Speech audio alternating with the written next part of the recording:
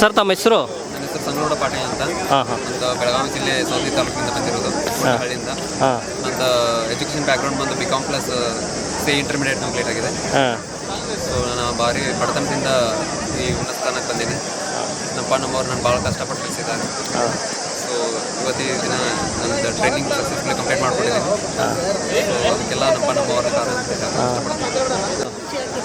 ಅನ್ಕೊಂಡಿದ್ರಾ ಮಗ PSI ಆಗ್ತಾನೆ ಅಂತೇಳಿ? ಹಾಂ, ಅನ್ಕೊಂಡಿದ್ರಾ?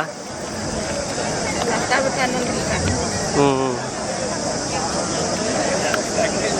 ಸರ್ ತಾವು ಅನ್ಕೊಂಡಿದ್ರ ಮಗ PSI ಆಗ್ತಾರೆ ಮುಂದೊಂದು ದಿನ ಅಂತೇಳಿ? ಹಾಂ, ಅನ್ಕೊಂಡಿದ್ರಾ? ಧಾರವಾಡದಾಗಿಂದ ರೀ 3 ವರ್ಷ ಕಲ್ತಾನ್ರಿ. ಹಾಂ. ಒಂದು ಕಷ್ಟ ಬಿಟ್ಟು ದೇವ್ರು ಒಳ್ಳೇದು ಮಾಡ್ಯಾನ್ರಿ. ಹ್ಞೂ.